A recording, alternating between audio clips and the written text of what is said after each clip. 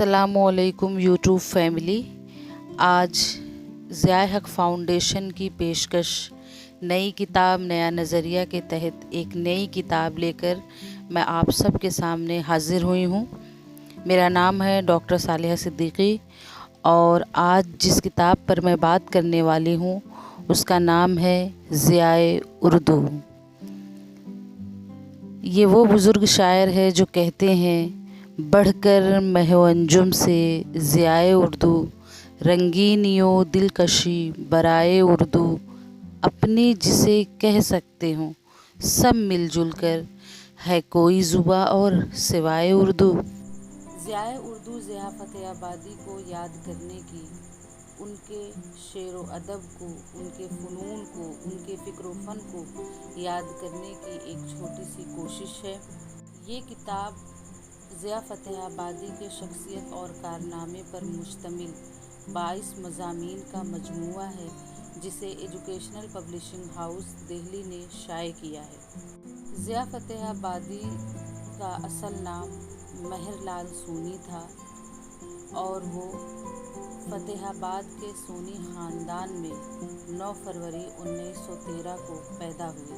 इब्तदाई तालीम और सानवी तालीम भी उन्होंने वहीं पर हासिल की और 1936 में उन्होंने रिज़र्व बैंक में क्लर्क की नौकरी ज्वाइन की।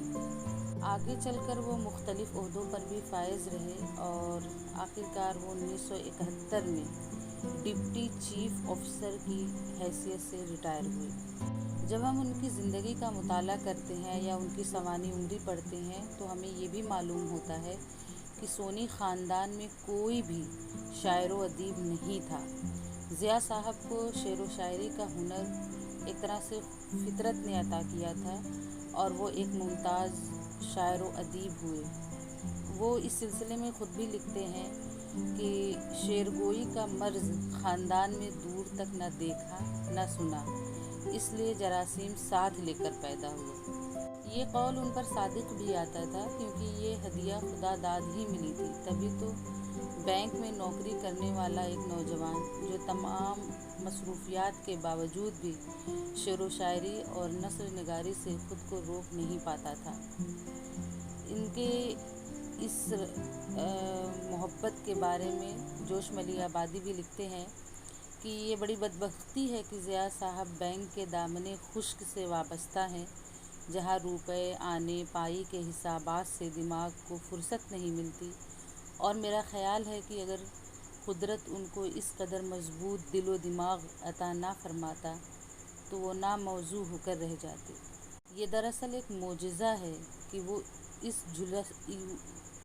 इस झुलसा देने वाले माहौल में रहकर नसीम व शमीम से खेलते रहते हैं। अब सवाल ये पैदा होता है कि जिनके यहाँ ना कोई माहौल था ना कोई ऐसी बात, तो ज़िया फ़तेह आबादी को शेर व शायरी में दिलचस्पी कैसे पैदा हुई? तो अगर इन वजूहात पर हम गौर करते हैं और उनकी ज़िंदगी को करीब से समझते हैं, पढ़ते हैं, तो पता चलता है कि उनके वालिद लाला मुंशी राम फ़न मौसीकी के बड़े मद्दाह थे। वो अक्सर घर पर राग रागनियों की महफ़िल का इनेकाद करते और बाज़ औक़ात उसमें ख़ुद भी हिस्सा लेते थे। इसके अलावा थिएट्रिकल कंपनियों के ज़रिए होने वाले ड्रामों में भी बड़े ज़ौक़ व शौक़ से शिरकत करते थे। वालिद के साथ मुख्तलिफ़ ड्रामों और अदबी महफ़िलों में शिरकत करने के बाइस ज़िया फ़तेह आबादी की तवज्जो कह सकते हैं कि बचपन से ही शेर व सुख़न की जानिब मबज़ूल हो गई और जो वक्त के साथ परवान चढ़ती गई। शेर व अदब की दुनिया में उन्होंने अपना पहला उस्ताद मौलवी असगर अली को चुना, जिनका तक़र्रुर उन्हीं के घर उर्दू की तालीम व दर्स व तदरीस के लिए हुआ था। लेकिन असगर अली दर्स व तदरीस के साथ उनके मौज़ू अशार पर इस्लाह के साथ साथ शेरगोई के ज़ौक़ में भी इजाफ़ा करते रहे। उन्हीं के मशवरे से पहला तख़ल्लुस अता इख्तियार किया था और इसी तख़ल्लुस से लंबे वक्त तक शायरी भी करते रहे। कॉलेज के ज़माने में उन्होंने ग़ुलाम कादर फ़र्रुख से इस्लाह लेना शुरू कर दिया था, जिन्होंने अता को ज़िया तख़ल्लुस से तब्दील कर दिया। پھر اسی تخلص سے وہ تاعمر شاعری کرتے رہے اور یہی تخلص آج بھی اردو دنیا میں ان کی پہچان بنائے ہوئے ہے۔ ضیاء فتح آبادی نے آگے چل کر سیماب اکبر آبادی سے بھی شاگردی اختیار کی اور ان سے اصلاح اپنے کلام پر لیا کرتے تھے۔ اس شاگردی سے پہلے وہ شعر و شاعری کرنے لگے تھے اور ان کے کلام مختلف رسائل و جرائد میں شائع ہوتے رہتے تھے، لیکن سیماب اکبر آبادی کے ٹچ میں آنے کے بعد ان کی شاعری میں اور بھی نکھار پیدا ہوا۔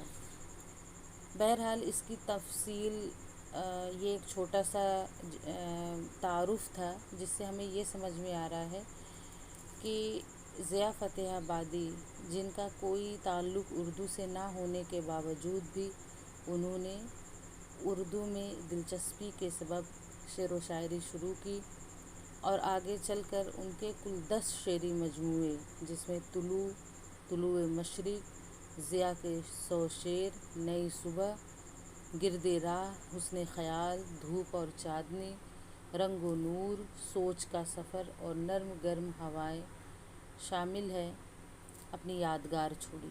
سے ایک شعری مجموعہ ان کا جو نرم گرم ہوائیں ہے وہ ان کی وفات 1986 کے بعد 1987 میں شائع ہوا۔ یہ ایک مختصر سا تعارف تھا تاکہ ہم سمجھ پائیں کہ ضیاء فتح آبادی کون تھے، کہاں کے تھے اور شاعری میں سے ان کا رشتہ کیسے جڑا وغیرہ وغیرہ۔ مزید تفصیلات کے لیے، ان کی زندگی کے مزید گوشوں کو جاننے کے لیے آپ اس کتاب کا مطالعہ کر سکتے ہیں۔ میں ان کے چند اشعار آپ کے سامنے پیش کرنا چاہتی ہوں، اسپیشلی ان کی یہ ایک رباعی جو حالات حاضرہ پر بالکل صحیح اترتی ہے کہ وہ کہتے ہیں: کہیں ماتم ہے، کہیں شادی، کوئی نالہ ہے، کوئی فریادی، اب حقیقت یہ کھلی مجھ پہ ضیاء، نام ویرانے کا ہے آبادی۔ اسی طرح جب وہ محبت کی بات کرتے ہیں تو کہتے ہیں: محبت لفظ تو سادہ ہے لیکن ضیاء اس میں سمٹ آئی ہے سب رنگینیاں، گلزار ہستی کی کرے تفسیر اس کی کوئی، اتنی تاب ہے کس میں کہ یہ تو آخری منزل ہے راہ کیف و مستی کی۔ عشق و عاشقی کے علاوہ جب وہ فن شاعری پر بھی بات کرتے ہیں تو کمال کے اشعار رقم کرتے ہیں۔ وہ لکھتے ہیں کہ کرتی ہے اشاروں میں باتیں، کہتے ہیں ضیاء ہم جس کو غزل، دل میں جلووں کا اترنا ہے نزول اشعار، آنکھ سے اٹھتے ہیں پردے تو غزل ہوتی ہے۔ اسی طرح آج جو ماحول ہر طرف پھیلا ہوا ہے، جہاں انسانیت اور بھائی چارگی کا نام و نشان مٹتا جا رہا ہے، جہاں ہمارا ملک ہندو اور مسلمان جیسے فتنوں میں پڑا ہے، ایسے میں ضیاء فتح آبادی بھی بھائی چارگی کا پیغام دیتے ہیں اور کہتے ہیں کہ کافر بنا دیا کہ مسلماں بنا دیا، فطرت کا شکر کر تجھے انساں بنا دیا۔ اس مختصر تعارف میں ظاہر سی بات ہے کتاب کے ہر مضمون پر بات کرنا ممکن نہیں ہے، اس لیے میں نے ضیاء فتح آبادی کے بارے میں بتانا ضروری سمجھا کہ ضیاء فتح آبادی کون تھے، کہاں کے رہنے والے تھے، شعر و ادب سے ان کا کیا رشتہ تھا وغیرہ وغیرہ۔ آپ لوگ اس کتاب کا مطالعہ ایک بار ضرور کیجیے اور استفادہ حاصل کیجیے اور اپنے بزرگ شاعر و ادیب کو یاد کیجیے۔